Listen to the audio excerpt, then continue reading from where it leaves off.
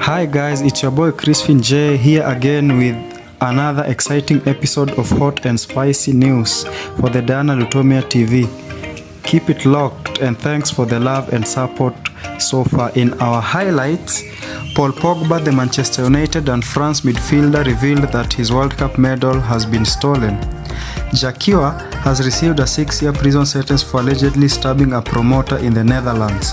Kenyan celebrities such as Betty Kialo, Eddie Butita, Huda Monroe and Erick Omondi expressed their dissatisfaction and claimed that they should have been included in the recently released Young, Famous and African TV series by Netflix.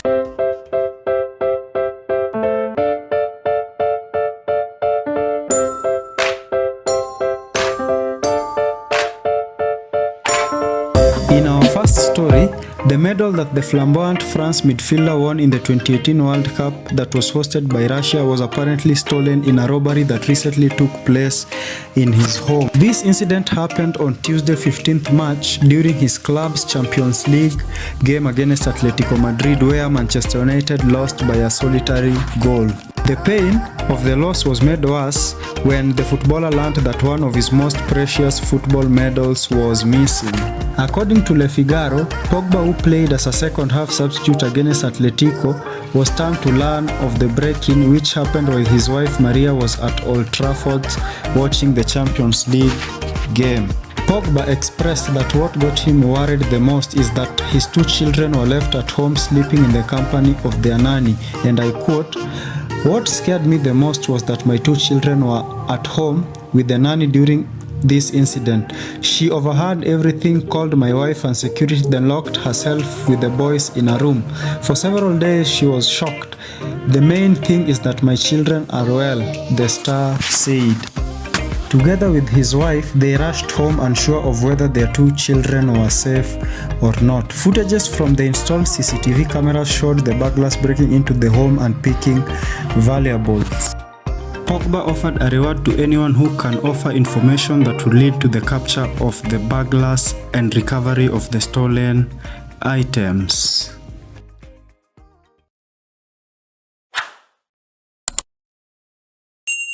In our second story, the reggae singer THNAKYOU was on Tuesday sentenced to 6 years in prison in the Netherlands for attempted manslaughter.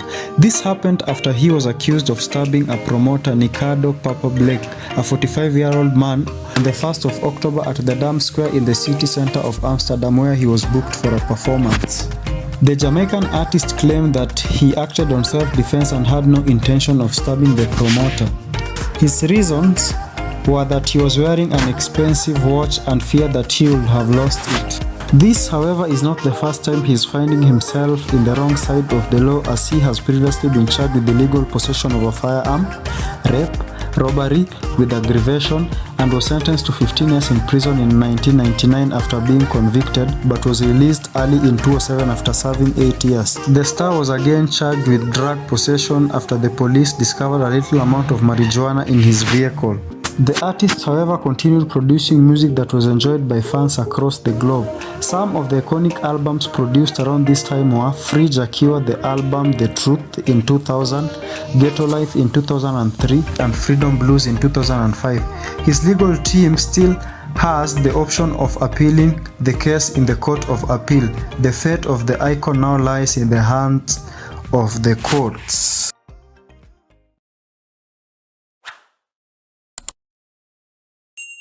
Finally, in our third story, Kenyan celebrities such as Betty Kialo, Eddie Butita, Huda Monroe and Erick Omondi expressed their dissatisfaction and claimed that they should have been included in the recently released Young, Famous African by Netflix.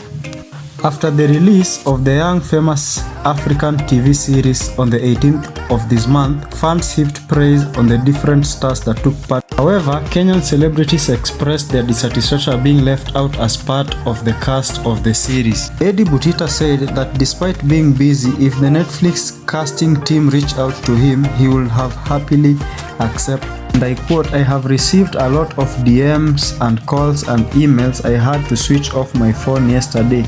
A lot of people are saying that I should have been on the Young, Famous and African. Thank you for believing in me. I do not take it for granted that you have put so much trust in me. Currently I'm busy, but if they reach out, I will spare some time, Eddie Butita said.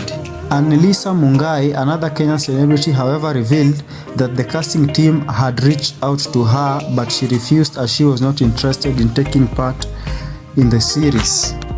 Erick Omondi, on the other hand, sparked mixed reaction among his 3.8 million followers after insinuating that the producers of Netflix series Young, Famous and African stole his idea from wife material. Now, the question that will baffle many is why Kenyan celebrities were left out despite the talent and contribution they would have made to improve the TV series. And now you're up to date with the latest celebrity news here on Hot and Spicy News on the Diana Lutomia TV. Keep it locked and thanks for the support. Adios, muchachos.